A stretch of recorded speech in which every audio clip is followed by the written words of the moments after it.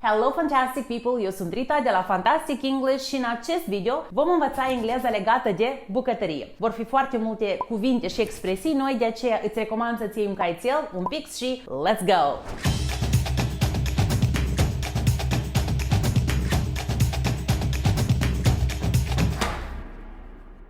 Ca de obicei, ți-am pregătit cadou un material educațional, de această dată este vorba despre acest PDF foarte și foarte drăguț, cu engleză mega utilă, cu diferite expresii, cuvinte legate de bucătărie și însoțite de imagini, după cum vezi. Îl poți descărca apăsând pe linkul din descrierea acestui video. And you're welcome. Adică tu scrie thank you în comentarii and then you're welcome. Now, let's start. Eu m-am gândit așa, înainte să începem să cotrobăim prin toate dulapurile, prin frigider și să învățăm acel vocabular, vreau să pun la copt pâinică, pe care eu am plămădit-o aseară, pâinică cu maia. Voi știți că eu coc pâine cu maia, eu vorbesc despre asta pe Instagram, așa că astăzi o să vedeți cum ea se coace și cum arată la sfârșit. Pâinică, in English. Test your English. Cum spunem pâinică? That's right, we say bread. This is a pachet sau sacoșă, pungă. What do you say in English? E foarte simplu cuvântul. We say plastic bag. I need a paper. Cum zic? Folosesc asta pentru ca pâinea să nu se lipească. Nu e chiar legată de bucătărie, dar e o construcție gramaticală mai avansată. Pentru ca pâinea să nu se lipească. So that bread doesn't stick. A se lipi. Stick. You know, sticky note. Eu de regulă o pun așa. This, by the way, is pâine cu maia, în engleză spunem sourdough bread. Vedeți acum pe ecran? Sourdough bread. She's baking a loaf of bread and I think it's sourdough. Nu e drojdie obișnuită, ci este drojdie crescută natural, doar din făină și apă. Iată, cam așa arată ea. O să merg mai aproape să vedeți cum se fac aici bule de aer. Începe să crească bacteriile, să se mulțească, bacterii speciale, sănătoase, care fac ca pâinea să crească. Și în baza la așa fel de drojdie, să zic așa, e făcută pâinica care iată a crescut. It's so beautiful. Ok, ce fac eu acum? Acțiunea dată. O pun aici și o întorc. Ce verb vom folosi? Flip. Flip, a întoarce. Așa. Asta este un coș pentru pâine. Cum spun asta? Coș. Basket. It's a bread basket or a basket. Și asta în engleză se numește tea towel. Sau pur și simplu towel. My towel! This is my bread. I don't bake it like that. I like to score it. Este așa un verb în engleză, to score, și înseamnă desenul ăsta pe care îl faci pe pâine. De regulă se face cu lama. În engleză, lamb. Let me show you. Lamb. Și mai am nevoie de ață pentru asta. Nu-i vocabular neapărat legat de bucătărie, dar îl veți învăța. Cum spun ață? Știți cumva? Dacă știi, poți să spui, să te verifici. Dacă nu, îți zic eu acuș. Hey. Ață în engleză e thread. Thread. Este sunetul ca în thank you. Thread. Thread? Am nevoie de niște făină. Cum spun asta? I need some flour, exact ca floare, doar că la mine făina e sub masă. So, here is my flour. Acuși veți înțelege de ce eu țin sub masă. Here is the flour. Mamele noastre țineau făina în căldare, în găleată, da? Mama mea cel puțin, știu că și bunica și multe alte gospodine. Dar la mine așa de mult eu a trebuit să cumpăr cel mai mare container posibil de la supermarket ca să o țin. So, I need some flour. I'm gonna sprinkle some flour. Acțiunea asta. Sprinkle some flour and then score the bread. Așa, dă-te de făină. No one wants to get their hands dirty.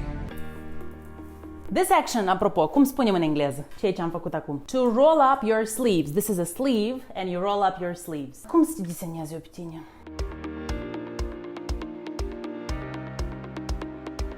Now, vreau să o pun în cuptor. Cum zic asta în engleză? Sau haideți așa, să fie ca instrucțiune. Pune pâinea la cuptor. Vom spune put the bread in the oven. This is the oven, cuptor, oven, la 200 de grade.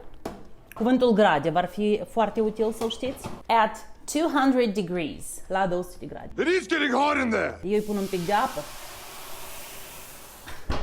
So that it creates the vapor and it helps the bread grow. The bread is in the oven. 200 degrees Celsius pentru cei care au cuptoare în Fahrenheit.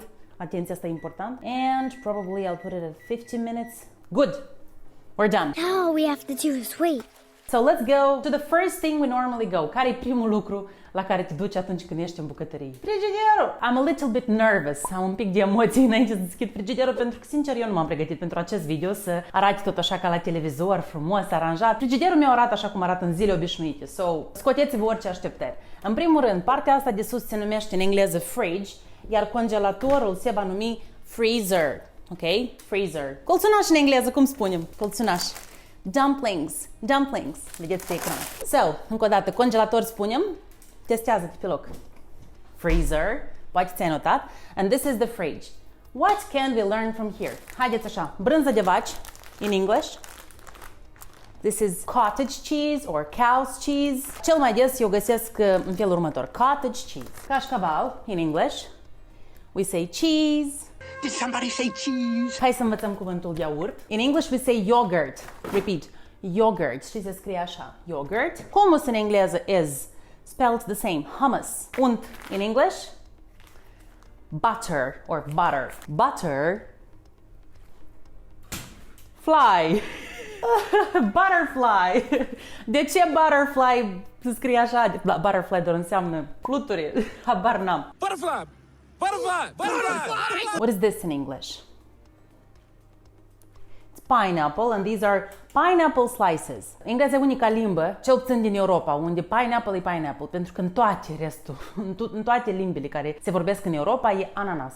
Pronunțat în moduri diferite, dar e ca în engleză e pineapple. Moving on. Haideți, asta e ușoară. Ouă.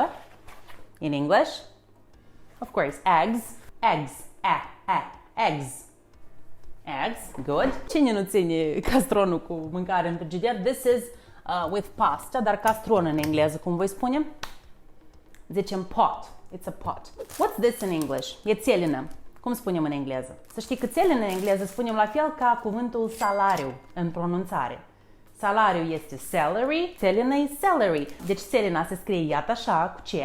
Salariul se scrie cu S. So salary, salary. Dar pronunțarea e aceeași. Fiți atenți când cereți salariul să nu vi se dea țelină. That would be a mistake. Ardei, in English, it's pepper, yellow pepper, red pepper, and it's also called sweet pepper or bell pepper. În state m-am întâlnit cu acest termen, bell pepper, în special cei verzi, dar așa, graș, ardei gras. Bell pepper. What's this in English? Carrots. Bucată de glot de pe morcov a căzut pe mine. What else do I have? O portocală. An orange. Avem articolul an, pentru că orange începe cu sunetul vocalic. An orange. A lemon. Lemon, orange. And I have this rather old. I think I have to throw them. Stă emisiunea, Rita face curat în frigider. Better late than never. Deci ceapă verde. In English we say green onion. Ceapă putem spune onion. That is basically it. I have some water, some lapte. I keep it here. We say milk and probably nothing else is interesting. Cum spun chiuvetă în engleză? What do you call this thing, this place? We say sink. Sink. This, in the United States, I remember they call it tap. Tap. Deci robinetul ăsta. And this is tap water. Deci apă de la robinet. Tap water. This is filter water. The water that you can drink. I'm going to open and grab, a lua. Grab a cup. Or you can say grab a mug. Dacă avem câini mai mari, de exemplu, iată asta, aș spune mai degrabă că e mug. Care e diferența? Astea mici, cup, chiar mai mici decât astea, din care bea de regulă familia regală ceai. That is a cup. And this is normally is a mug, dacă este mai mare. Deci cam de asta, din care bei jumătate de litru de ceai. This is a plate. It's a plate. This is also called a plate. It's just a large plate. Apropo, nu se spune big plate, dar large. Folosim acest adjectiv. Large plate, small plate. Same as here. You can say large cup, small cup, you know? Large. Așa cuvânt folosim. Pun înapoi. A pune înapoi. To put back. I put it back. Put it back. What's this? An important thing. This is called a grater. A da prin răzătoare, de exemplu cașcaval sau morcov, acțiunea dată este similară cu substantivul to grate the cheese or to grate the carrot or whatever. Ulcior. In English we say jug. Nu confundați cu cuvântul jar, eu deseori le încurc. Deci jug este ulcior, iar jar, let me be back.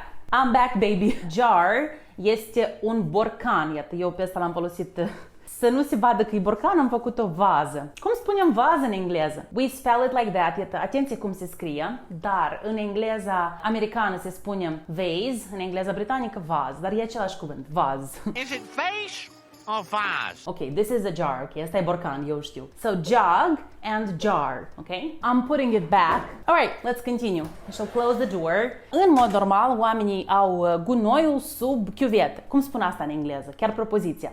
În mod normal, we say normally, oamenii au gunoiul sub chiuvetă. Chiuvetă deja știi. People have the trash under the sink. So this is the trash, and I have here the biodegradable trash, deci biodegradabil, and then I have hârtie și plastic. You know these words. Paper, hârtie, da? And plastic. Apropo, sortez gunoiul. How do we say that in English? Pentru că recycle e ceea ce se întâmplă după, la fabrică, care face lucrul ăsta, but you sort out the trash. Folosim acest verb frazeologic. To sort out the trash. Okay, we'll sort that out. And one more thing, pe lângă trash, deseori veți vedea cuvântul waste. Înseamnă același lucru, deci sunt resturi sau gunoaie, da? Waste sorting, we're sorting the waste. Let's close it back. Mașina de spălat vase pe jumătate plină. In English we say dishwasher. This is the dishwasher. Tigaie in English we say, atenție, pan. S-ar putea să confundați cu pix, dar se scrie diferit. Pan cu A, pan. Sau poți spune frying pan. This one is really heavy because it's a cast iron. E făcută din fontă. Deci în română e fontă, cast iron în engleză. Frying pan, cast iron frying pan. By the way, I put the pan on there. Unde am pus tigaia? This is what? Very good. So we say stove. Dacă n-ai știut, very good. Ai învățat acum. So I put the pan on the stove, or we say cooker. Atenție. American English we say stove. British English we say cooker. Cu iere la sfârșit. Cooker. Cooker nu înseamnă bucătar, pentru că cooker înseamnă aragaz. Deci, dacă vrei să spui că ești bucătar, spui I'm a cook. What do you do, Nancy? I'm a cook. Sau I'm a chef, dacă ești bucătar șef, ok? I'm a cook.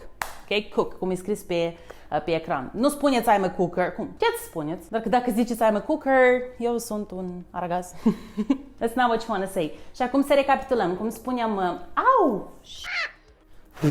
I forgot this is hot. Am vrut să vă întreb un lucru, dar acum spuneți-mi, cum spuneam a te frige?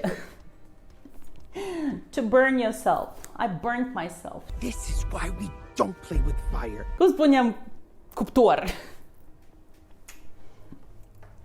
Yeah, we say oven. Oven, scris așa, the oven. Eu știu cum e în engleză, cum numiți chestia dată și o să încerc să-mi amintesc cum e în română. When you open this thing, sertar. Asta pur și simplu am sumat cât sunt eu de încrezătoare în limba mea română. Sertar. Drawer. De engleză e drawer. So drawer. And here I have. Haideți pe jur să vedem. Asta știm. Spoon. Fork. Oh, I love this word. Asta ce este? So this is a teaspoon și întotdeauna teaspoon, chiar dacă o folosiți ca să amestecați zahărul în cafea. It's a teaspoon, întotdeauna cu tea. No exceptions. De ce zic asta? Pentru că studenții mei uneori, cei care beau ceai spuneau teaspoon, dar cei care consumau cafea ziceau coffee spoon. Zic, no, it's teaspoon all the time. This thing, it's useful. O folosim pentru a decoji cartofii, morcovii, so this is a peeler. Și atenție, acțiunea pe care o facem atunci când curățim un cartof, de exemplu, you peel off. Peel off. You peel off the potato. Pai. Da, asta e pai, doar că din bambus. In English, it's a straw because it's reusable. Fiica mea le iubește. Deci dacă vrea să bea cu paiul, no problem, here it is. Cool straw. This is a knife. Knife, nu knife, ok? Knife. Știu că scrie cu c și parcă vrei să-l citești, dar lăsați c-ul acolo. Pluralul la cuvântul knife, apropo cum se scrie. Hai să vedem. Deci cum spunem cuțite? Knives. Atenție pe ecran. Observă cum a fost singularul knife și cum este la plural. Knives. S-a transformat F în V. Fierbător electric în English. It's kettle. We say kettle. Toate pauzele astea, nu știu, poate deja e sfârșitul videoclipului, dar eu trebuie să specific. Eu le fac pentru ca voi să vă gândiți. Dacă știți, vă verificați. Dacă nu știți, super, eu vă zic și o să memorați. Deci e o metodă de învățare. Surely you must know it was all for you. Oh, I have one more. Am spus cuvântul ăsta. Ce e asta? It's also heavy. It's a frying pan. Oh, this is a good word. Deci cum spunem capac? Yes? It's too large. But this in English is called a lid. Lid. Vezi acum cum e scris pe ecran. Ceea ce eu habar n-am de ce eu ținând la pentru că eu nu folosesc. This is called a rolling pin. Rolling pin. Cum îl numiți voi în română, apropo, vreau să aflu în comentarii, pentru că eu îi spun, sau mama mea îi spune, șitori. That's a nice name. Haideți repejor să vedem ce putem învăța. Avem griș. In English it's called semolina. Semolina. Făină de porumb. In English it's called maize. Or you can say corn flour. Corn flour or maize. Am orez aici. In English. Rice. Bulgur. Rămâne la fel în engleză. Bulgur. Se scrie la fel, se pronunță un pic diferit. And I have pasta din litere. Fiica mea le iubește. So this is letter pasta, I think, or pasta. Pasta. He's good. Let's go back to this shelf where I have salt, the salt shaker, and miere in English. Miere.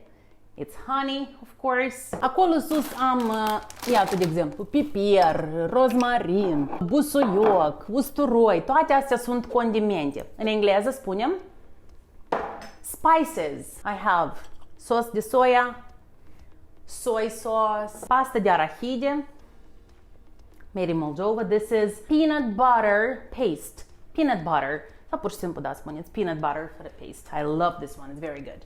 It's tasty. Good. Very tasty. Aparat de cafea, coffee machine. This in English. Atenție, cum am spus, am evitat orice posibilitate de a spune chestia asta în română. Pentru că în engleză e foarte simplu. Iată, se zice cutting board. Este o placă de tăiat, dar în română noi îi spuneam fundișor. Voi cum îi spuneți? So cutting board. Cutting board. This in English is called a spatula. This is called a whisk because you whisk the eggs or you whisk the butter. And this is very common because you can put the soup with it. It's called a ladle. So ladle. În caz că aveți nevoie. Just in case. Și acum restul ustensilelor o zis, da, eu. Deși despre mine n-ai vorbit. Because you are too many. Oh, and by the way, this thing, very useful thing in the kitchen. You really need this if you bake sourdough bread. These are the scales.